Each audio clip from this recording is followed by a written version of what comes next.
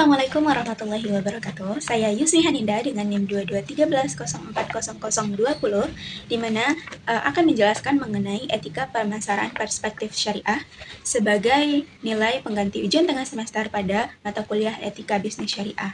Nah, jadi untuk pembahasan mengenai etika pemasaran perspektif syariah, terlebih dahulu kita akan membahas mengenai need dan want. Nah, need itu adalah kebutuhan, sedangkan want itu adalah keinginan.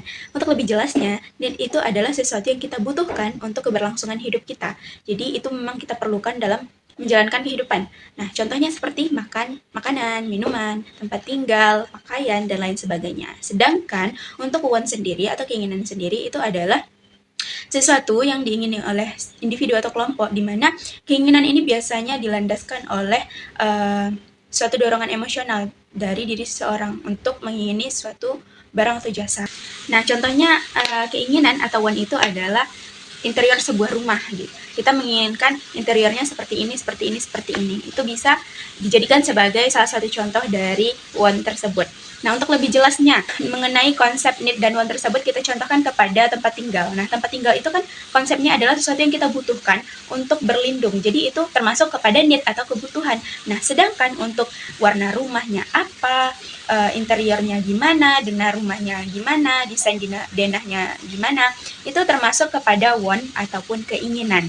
Untuk contoh lainnya, handphone itu adalah kebutuhan, apalagi untuk saat sekarang ini kita membutuhkan handphone untuk berkomunikasi, juga untuk sebagai salah satu alat untuk mendukung pendidikan, dan masih banyak lagi fungsi dari handphone tersebut. Jadi handphone tersebut kan adalah need atau kebutuhan gitu kan. Sedangkan untuk konsep want-nya itu adalah terhadap merek HP tersebut, apakah kita ingin handphone kita tersebut mereknya iPhone atau Samsung. Nah, itu bisa dikategorikan kepada want ataupun keinginan. Selanjutnya, kita masuk ke penjelasan daya beli dan keinginan untuk membeli. Jadi, daya beli di sini itu adalah kemampuan nyata seseorang ataupun kelompok masyarakat untuk membeli suatu barang dan jasa berdasarkan pendapatan yang mereka miliki dengan mempertimbangkan faktor harga dan juga biaya hidup dari orang tersebut. Contohnya seperti semisal si A memiliki pendapatan per bulannya itu adalah 10 juta, di mana untuk kebutuhan hidupnya per bulan itu sekitaran 6 juta rupiah. Nah, jadi ada sisa uangnya 4 juta rupiah lagi di luar dari kebutuhan hidupnya tadi. Nah, ia berkeinginan untuk membeli handphone dengan harga 3 juta. Nah, karena uangnya tadi masih ada 4 juta, jadi di situ dapat dikatakan bahwa si A tersebut memiliki daya beli terhadap suatu barang yang diinginkannya tadi, yaitu handphone tadi. Nah, namun kalau seandainya dia ingin membeli handphone yang harganya 6 jutaan, sekisaran 6 jutaan, maka dapat dikatakan bahwa dia tidak memiliki kemampuan daya beli karena uangnya tadi hanya bersisa 4 juta.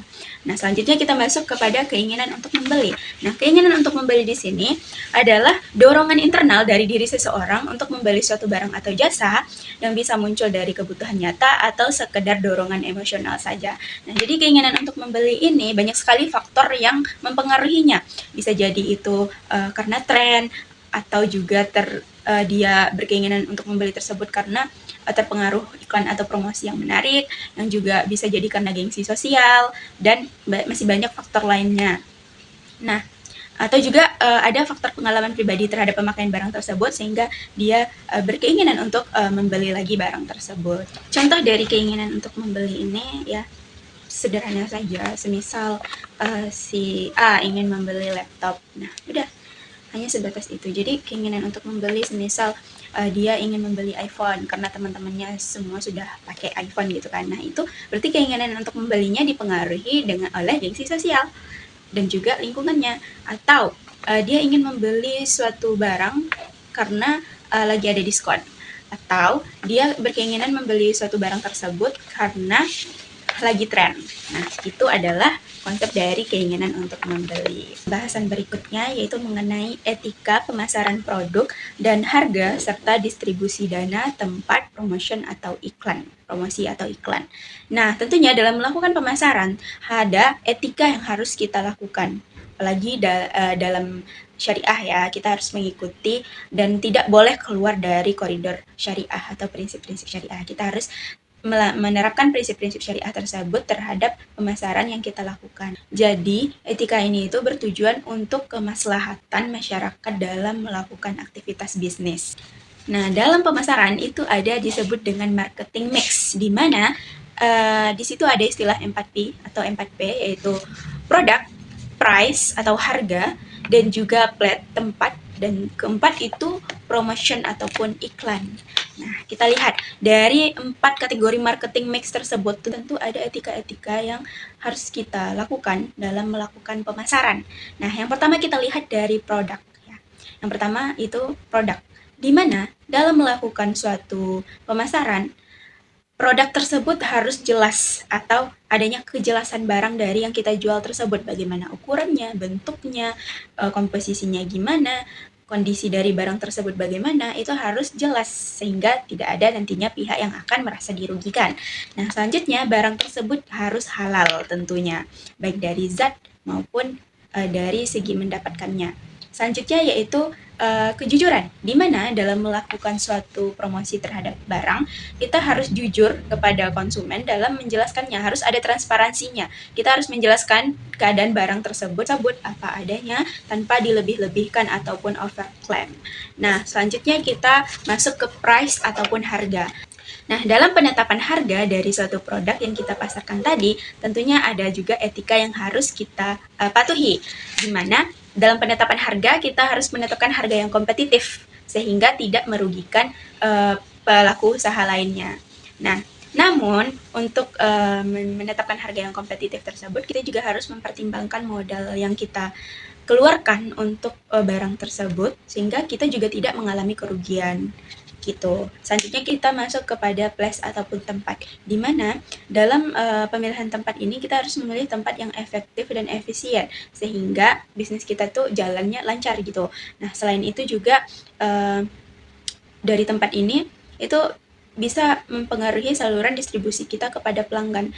Jika tempat yang kita punya tersebut tempatnya strategis, otomatis pelanggan akan mengenal dan banyak yang tahu tentang apa produk yang kita jual tersebut dan banyak pelanggan yang datang gitu. Itu kita juga harus mencari tempat-tempat ataupun agen yang memiliki sifat amanah dan terpercaya.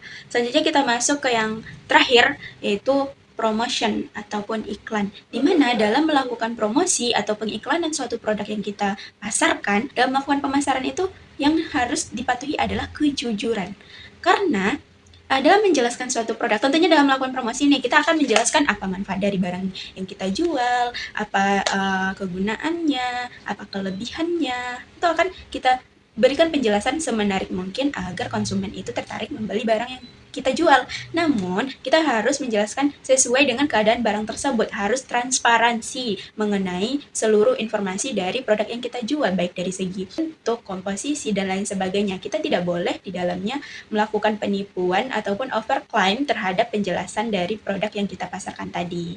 Nah, jadi intinya informasi dari produk yang kita pasarkan tersebut atau yang kita promosikan tersebut benar-benar harus transparan dan juga terbuka kepada konsumen dalam memberikan penjelasannya. Mungkin sekian penjelasan mengenai etika pemasaran perspektif syariah. Assalamualaikum warahmatullahi wabarakatuh.